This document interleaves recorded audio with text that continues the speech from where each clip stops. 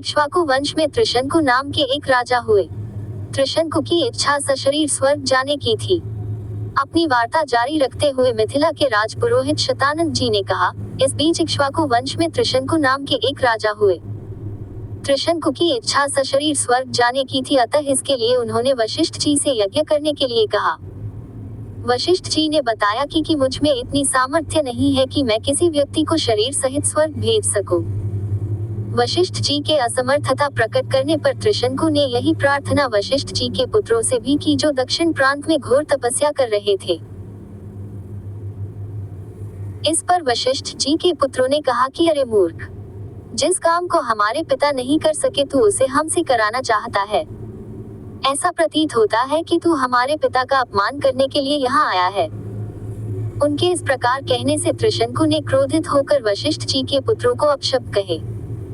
वशिष्ठ जी के पुत्रों ने रुष्ट होकर त्रिशंकु को चांडाल हो जाने का शाप दे दिया। शाप के कारण त्रिशंकु का सुंदर शरीर काला पड़ गया। सिर के बाल चांडालों जैसे छोटे छोटे हो गए। गले में हाथियों की माला पड़ गई। हाथ पैरों में लोहे की कड़े पड़ गए। त्रिशंकु का ऐसा वेश देखकर उनके मंत्री तथा दरबारी उनका साथ छोड़कर चले गए। फिर भी उन्होंने सशरीर स्वर्ग जाने की इच्छा का परित्याग नहीं किया। वे विश्वामित्र के पास जाकर बोले कि ऋषिराज, आप महान तपस्वी हैं। मेरी सशरीर स्वर्ग जाने की इच्छा को पूर्ण करके मुझे कृतार्थ कीजिए। विश्वामित्र ने कहा कि राजन, तुम मेरी शरण में आए हो, मैं तुम्हारी इच्छा अवश्य पूर्ण करूंगा। इतना कहकर विश्वामित्र ने अपने उन चारों पुत्रों को बुलाया जो दक्षिण प्रांत में अपनी पत्नी के साथ तपस्या करते हुए उन्हें प्राप्त हुए थे, और उनसे यज्ञ की सामग्री एकत्रित करने के लिए कहा।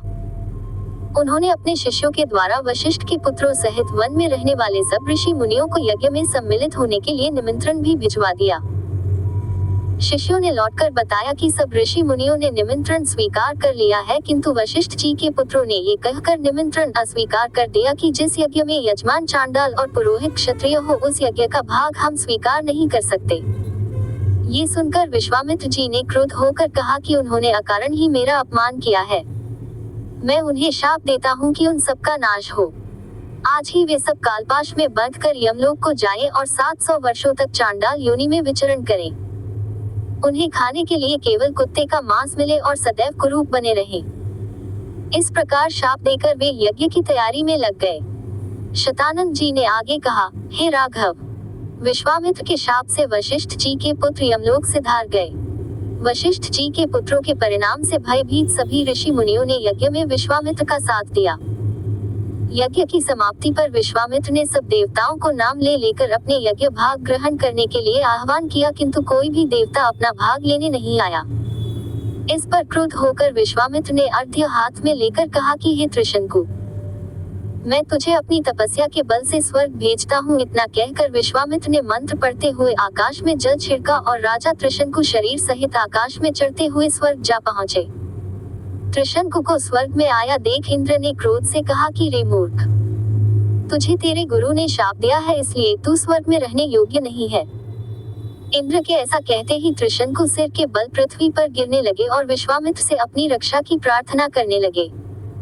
विश्वामित्र ने उन्हें वहीं ठहरने का आदेश दिया और वे अधर में ही सिर के बल लटक गए। त्रिशंकु की पीड़ा की कल्पना करके विश्वामित्र ने उसी स्थान पर अपनी तपस्या के बल से स्वर्ग की सृष्टि कर दी और नए तारे तथा दक्षिण दिशा में सप्तर्षि मंडल बना दिया। इसके बाद उन्होंने नए इंद्र की सृष्टि करने का विचार किया, जिससे इंद्र सहित सभी देवता भयभीत होकर विश्वामित्र से अनुनय विनय करने लगे। वे बोले कि हमने त्रिशंकु को केवल इसलिए लौटा दिया था कि वे गुरु के शाप के कारण स्वर्ग में नहीं रह सकते थे। इंद्र की बात सुनकर विश्वामित्र जी बोले कि मैंने इसे स्वर्ग भेजने का वचन दिया है, इसलिए मेरे द्वारा बनाया गया ये स्वर्ग मंडल हमेशा रहेगा और त्रिशंकु सदा इस नक्षत्र मंडल में अमर होकर राज्य करेगा। इससे संतुष्ट होकर इंद्रादि देवता अपने अपने स्थानों को वापस चले गए।